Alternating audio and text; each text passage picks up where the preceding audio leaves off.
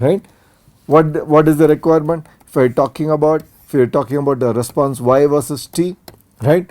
And this is the reference value, right? So I want the system response to go and settle here, right? I can talk about zero steady state error, zero overshoot, right? So I can find the gain case such that it satisfies my desired requirements, right? So that's what is the uh, uh, controller design is all about, right? Now, before we go to full state feedback, there are some conditions need to be satisfied. The necessary conditions need to be satisfied, right? What are the necessary conditions? The rank of the controllability matrix. We talked about controllability and observability in the previous lecture, right? So how to get the controllability matrix and find out if the rank of the controllability matrix is full, then the system is completely state controllable. So I need to check first, right? I take my B, AB, this is open loop plan, right? B, AB, A power n minus 1 B. If I just check rank of this, let's say the rank is Q and the Q is less than n, then only there are Q linear independent vectors are available. That is V1, V2, V3, VQ are these independent vector. Q minus or n minus Q vectors, that is U1, U2, Un minus Q, are additional vectors, they are not linearly independent, right? So we need to define a transformation matrix by taking this V1, V2, VQ, and then I take an additional Q vector, n minus Q vectors, U1, U2, UQ. That's my transformation matrix. Okay. If I use this transformation matrix, right, by applying the transformation, we can get a new system matrix A hat, which is P inverse AP. So if I'm just trying to apply x dot is AX plus BU, that's my system, right? I'm looking at the transformation matrix by just doing the transform, right? I'm transforming that x px, right? So if I'm just doing it, then I'm get a new system. This is x hat of dot is A hat of x plus B hat of u, right? So this is x hat and this is u. So I will get a new transformation, that is A11 and then 0 matrix, right? This dimension will be n minus q, right? A12, A22, right? My B matrix will be B11 and 0. You can see that this n minus q states, it does not get influenced directly by the control input, right? Now we define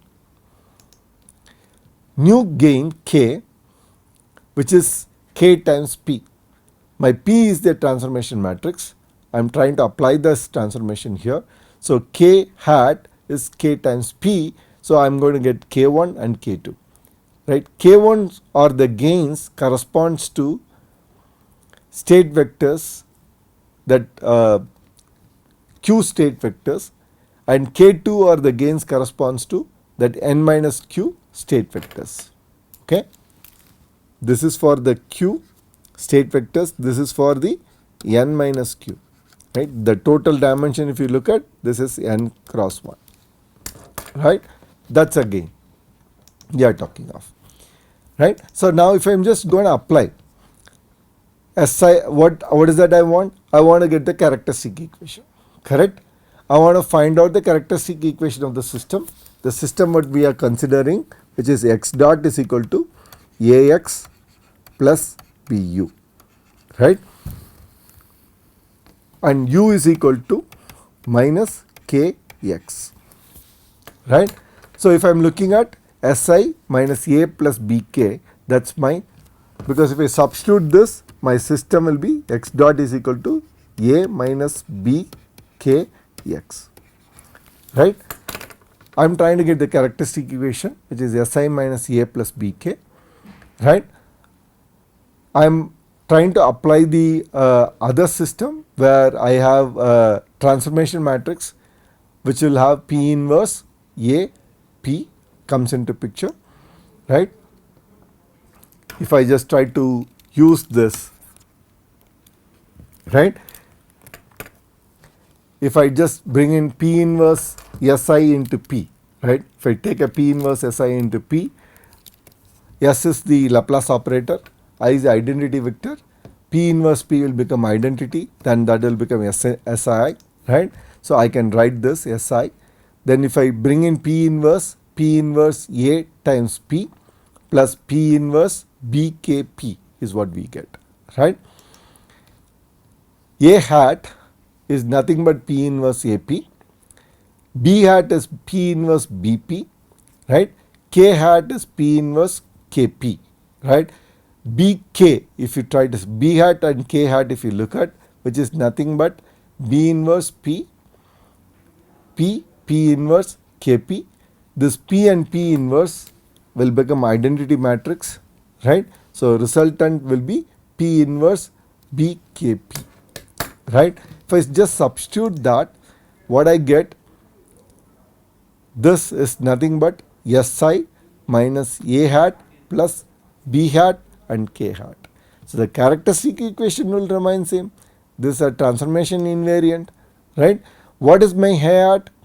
A11, A12, 0, A22, and B hat will be B11, 0, K hat is K1 and K2, right? So I just rearranging this and getting the matrix form. What do you get? A11 plus B11K, Si minus A1 and B1K. It basically, if you want to understand this, this is more like this, right? Okay. So you have Si minus A11 plus B11 K1, Si minus A22, right? And if you look at this, 0 and A12 minus B11 K2, right? So if I am trying to get the matrix, this is, I can write it into Si minus A11 plus B11 K1 and Si minus A22, right? So if A22 is not an independent on K, hence they are not controllable. You see this n minus q, A22 dimension is n minus q cross n minus q, right? Those n minus q vectors are not controllable. So we need to place the pole A minus Bk arbitrarily, then the system must be completely state controllable. What does it mean? The rank of a controllability matrix should be equal to n, right? Then we can place any pole in arbitrary location, right? That's a requirement. Now that's a necessary condition. What is a sufficient condition, right? Let's look at the characteristic polynomial. Okay, if I take any system, x dot is equal to ax plus bu, right? And if I try to find out the characteristic equation, which is determinant of Si minus A, the derivation aspect has been explained in the previous lecture. You get a polynomial, nth order polynomial, Sn, A1 Sn minus 1, An minus 1 S and An. This is nth order polynomial. That's my characteristic polynomial. This is a characteristic polynomial of my open loop system, right? Now I define a matrix W. I am going to define my matrix W in this form, right? An minus 1, An minus 2, A1 and 1, and I am going to do it. It's, if you look at this, is a upper triangular matrix, right? Now with that W, I am going to look at my controllability matrix M. M is B, AB, A power n minus 1B. Okay. Now I am going to do the transformation matrix T is M times W. That's my transformation matrix. The W which we have defined in the previous slide times the controllability matrix is my transformation matrix T. If the controllability matrix M has a full rank, then the inverse transformation matrix exists, right? If and only if M is a full rank, right? That we need to remember. So necessary condition is satisfied. the system is completely state controllable, then I can find out the transformation matrix which is invertible, right. So, x dot will become T inverse AT x hat plus T inverse BU, and this is my transformation matrix. If I do that, the T inverse AT will be in the form 0 1 0 0 0 0 1 0 0. If you look at this particular representation, it is a controller canonical form representation.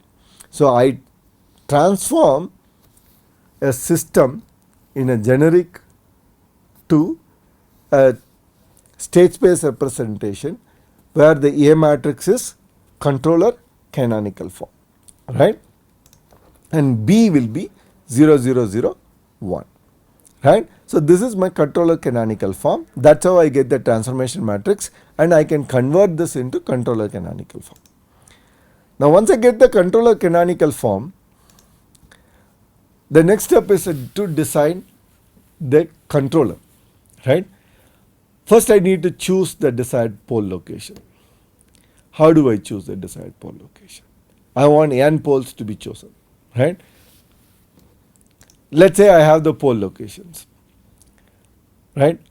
Then I can get the desired characteristic equation. This is a closed loop poles where I want the poles to be located, right. Once I choose the poles, I can get the desired characteristic equation s minus mu 1 times s minus mu 2 all the way s minus mu 1. This is my closed loop characteristic equation or desired characteristic equation, right.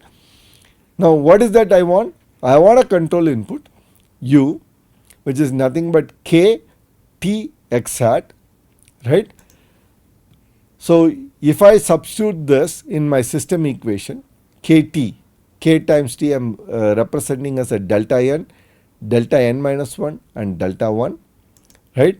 If I substitute that, x hat dot is t inverse at x hat minus t inverse bkt x hat, right. This kt is a vector which is delta 1 delta n, okay.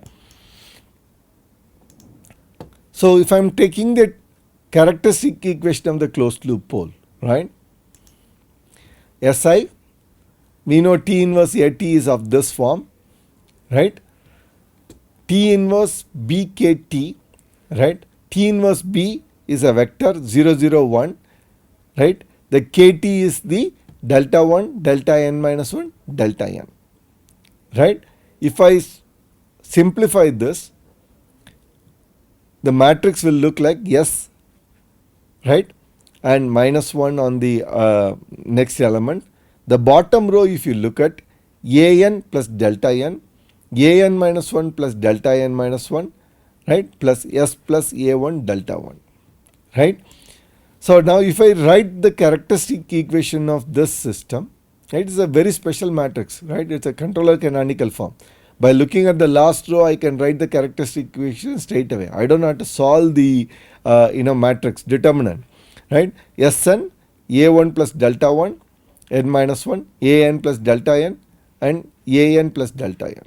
Now, what we need to do, I want to look at the comparing the characteristic equation, right. I have a closed loop characteristic equation. I have a characteristic equation obtained due to the gain k, right. I have two equations. I just need to compare, right. Compare the coefficients. A1 plus delta 1 should be equal to alpha 1. A2 plus delta 2 should be equal to alpha 2. Similarly, an plus delta n is equal to alpha n, right. So, by comparing them, I can get the controller gain straight away. K is delta n minus 1 delta 1 T inverse, okay. So, if I am just trying to do what is this delta 1, if you say what is delta 1 is nothing but alpha 1 minus a1, right. From here I can write, right. So, delta n, if you see, my delta n is alpha n minus an. If I look at my delta 1 is alpha 1 minus a1. If my delta 2 is alpha 2 minus A2, right? Similarly, I can do. I just substitute that, right, into T inverse. T is a matrix which is known to us. It's based on my controllability matrix W, say M, and my W matrix which we got based on the characteristic equation of open loop system, right? So, and we show that it is invertible. So, my gain K is nothing but the desired polynomial coefficient difference with respect to the open loop polynomial coefficient times T inverse. That's my gain K, right? I can compute the gain K. So, how do you find the pole placement approach? First step, I check whether the system is completely state controllable or not. Then I find the characteristic polynomial of open loop system and find the transformation matrix to represent the system in controller canonical form, that is T, using the desired eigenvalues, that is mu1, mu2, mu3, mu(n). I find the desired characteristic polynomial and I can find the state feedback straight away with that, right? My K is delta n, I mean an minus mu(n), right, all the way into T inverse. So, I will get the gain K, right. I can use the other approach, what we call Ackermann's formula, right. Let us define x A tilde is nothing but A minus BK. Now, if you are writing the characteristic equation for a system matrix A tilde, right, Si minus A BK, which is nothing but Si minus A tilde. That should be equal to your desired characteristic equation, S minus mu1, mu2, mu(n). That's how it should look like, right. So, if I am writing it in a polynomial form, this is nothing but S power n, alpha 1 S power n minus 1, alpha 1 S and alpha n, right. That should be equal to Si minus A tilde. What's my objective? I want to get the K such that the characteristic equation of a closed loop system matches with the desired characteristic equation, right. So, we can use a Cayley-Hamilton theorem. What Cayley-Hamilton theorem says? Every square matrix with a real or complex entity satisfy its own characteristic polynomial equation, right. So, if I apply a Cayley-Hamilton theorem, then phi of A is, instead of S, if I put A tilde power n plus alpha 1 A tilde power n minus 1, alpha n minus 1 A tilde plus alpha n I, right. That is my Cayley-Hamilton theorem says this should be equal to 0, right. So, for ease of convenience, right, I am trying to do it with the third order system so that you can appreciate, then we can generalize it straight away, okay. So, for third order system, A tilde is A minus BK, right. A square if I take A minus BK the whole square, which is A square minus A BK minus BK A tilde you will get, right. A cube if I am getting, then this A minus BK whole square into A minus BK. So, I can write it A cube minus A square BK, A BK A tilde minus BK A square, right. This is my 3 terms, right. If what is that I saw? Alpha 3 times I, alpha 2 times A tilde, alpha 1 times A tilde square plus A tilde cube. That is my polynomial, right. If I am substituting what is A tilde is A minus BK, A tilde square is A square minus A BK minus BK A tilde cube is A cube minus A square BK minus A BK A tilde minus BK A tilde square. If I substitute that and if I simplify, what will happen? I will have term alpha 3 I, alpha 2 A, alpha 1 A square plus alpha plus A cube, and the rest of the terms comes into picture, right. This part I am trying to bring all the coefficients separately and rest of them which depends on K separately, right. Now, the whole thing can be rewritten as phi tilde of A. This is nothing but phi A tilde, right. the phi tilde of A, if you see this part, this portion of it is nothing but phi of A, right? Minus alpha 2 bk, alpha 1 bk A tilde minus bk A tilde square, and you have the rest of the term, right? Now, we know based on Ackermann's formula, phi of A tilde is equal to 0, right? Which means phi of A, I can write this in the previous equation. This is 0. So, phi of A, I can move all these to the left hand side of the equation, right? So, phi of A will be B times alpha 2 k, alpha 1 k A tilde, AB times this, and A square B times this, right? If I am trying to represent them, rearrange them, B, AB, A square B, then I can write this alpha 2 k, and this is as a vector form, right? Now, if you see, if you multiply the controllability matrix inverse on both sides, if I am going to multiply the controllability matrix, B, AB, A square B in phi A, if I do, this is, if you see, this is for a third order system. For a third order system, my M, right? For a third order system, my controllability matrix is B, AB, A square B, right? I am multiplying the inverse of it, right, with respect to on both sides. So, what we get is this, right? So, I can, from here I can write K is 0, 0, 1. I only want this last vector. I don't want these two, right? If I multiply 0, 0, 1, my controllability matrix inverse into phi A. Basically, what does it mean? I am taking 0, 0, 1 times this matrix alpha 2 k plus alpha 1 k A tilde plus k A tilde square alpha 1 k plus k A tilde and k. So, if you see, if you multiply, the resultant will be equal to k, right? So, that is what we want. I want to get the controller gain.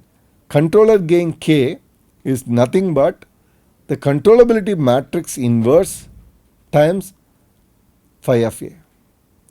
You take the closed loop polynomial, you find out phi of A, and you multiply with this, you get your gain k. So, either you can use a previous step, right? You can go one by one, you can substitute the gains, right? First check the controllability. If the controllability is satisfied, you find out the M, you find out the T, right? And find out M into W, right? And that's your T, and find out the T inverse, and you can get your gain K, or you can go directly to Ackermann's formula to find out the closed loop gain. Okay. Now, let's take an example of a typical pitch control subsystem. Okay. So, if you remember the pitch subsystem, this is what the plant dynamics, a plant transfer function for a pitch subsystem, right, at one particular equilibrium condition, and we have these m omega, TV, mq and all is available for different RPM values. If I substitute for a specific RPM value at 10,050 RPM, then these are the values for that particular value. And then I get, substituting all this value, I can get these, and substituting this, we can get the transfer function Gp of S is a pitch subsystem, it's a third order system, right? You can see here there is one pole at origin. Okay. Now, I have the pitch subsystem. Where does the pole located? If you equating the denominator polynomial of the transfer function to 0, you get this, right? You can write them S into S square plus 16.21 S and 11.005 equal to 0. So, there is one pole at 0. By solving the quadratic equation x square term, you get two poles, one at minus 0.71, the other one at 15.5, right? So there are 3 poles, 0 minus 0.71 minus 15.55. You can see these 2 poles are on the left hand side. There is 1 pole on the imaginary axis. If I just give a response, you see what's happening, step response, it's keep increasing, right? Now I want to get, because when I look at the step response, the system become unstable. So I want to design a controller such that the closed loop poles are located on a specific location. See, what is that I want? Desired specification. Let's say I'm just saying I want a rise time to be 1.2 seconds. I'm choosing the rise time, right? I'm choosing the overshoot. 10% overshoot is acceptable for me. I don't want anything more than that.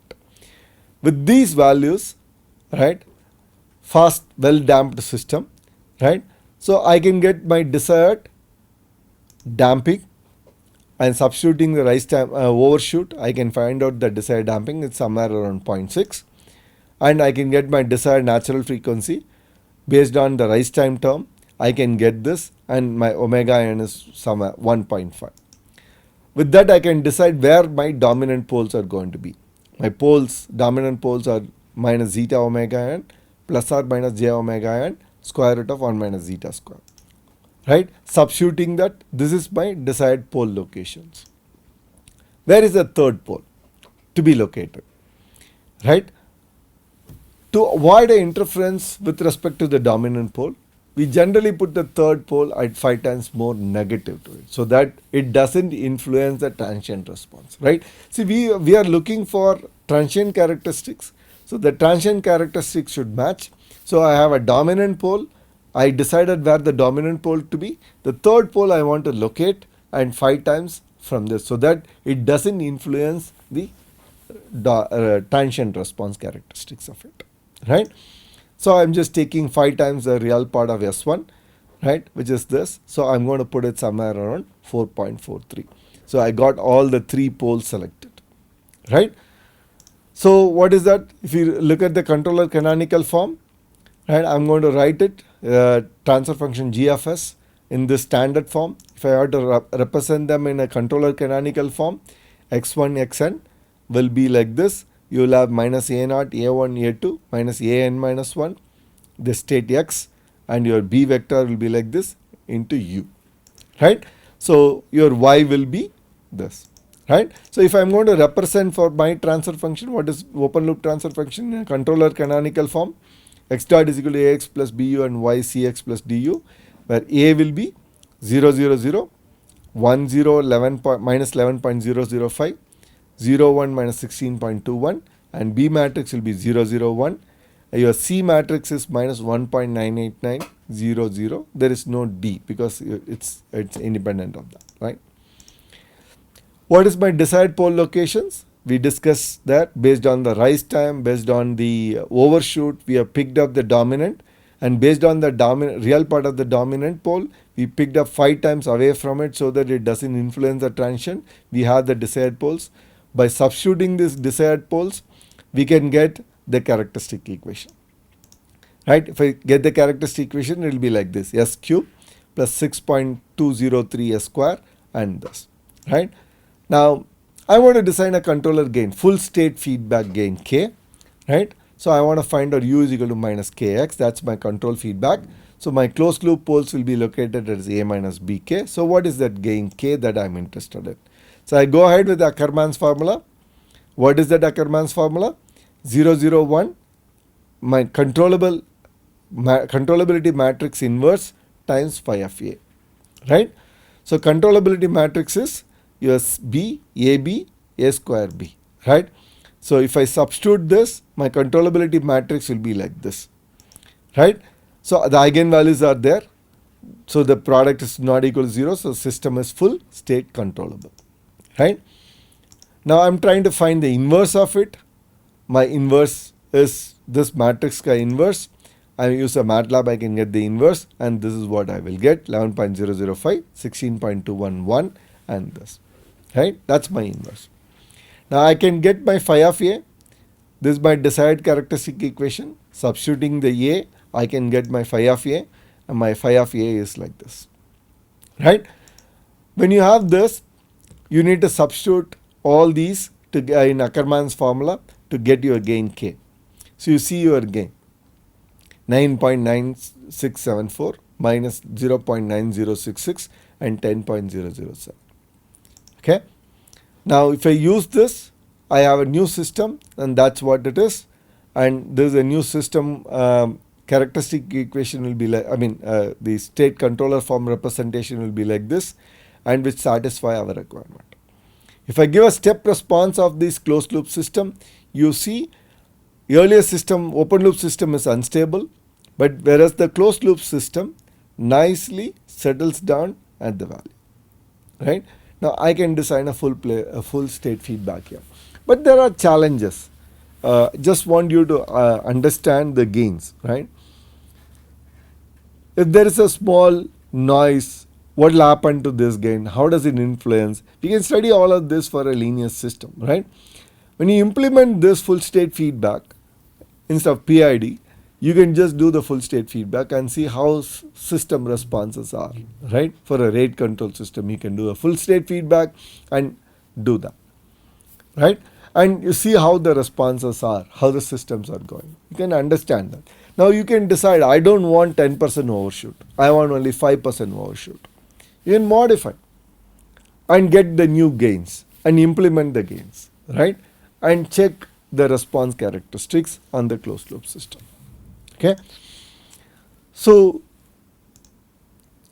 in the summary, either you can do PID design or full placement, full state feedback pole placement design. So we talked about necessary and sufficient condition for pole placement. We looked at pole placement controller for what are the how to design. How there are two ways. One is Ackermann's formula. Other one is the step by step. We explain how to find the transformation matrix and then represent them in a state controllable form and find the gain K. You can use any one of the method to find the gain K. We took an example of pitch control system. We show how to select the desired poles for the pitch control system, right? And we showed how to get the gain K and how the system stability gets affected, improved based on this.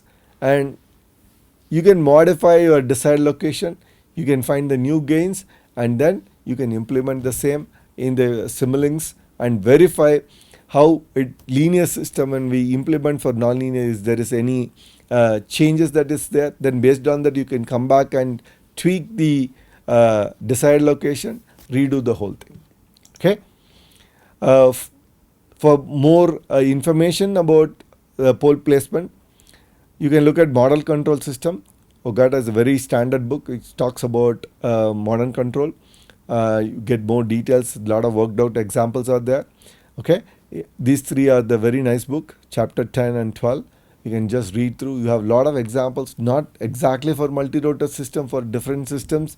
It's been designed. You will understand and appreciate that. Thank you.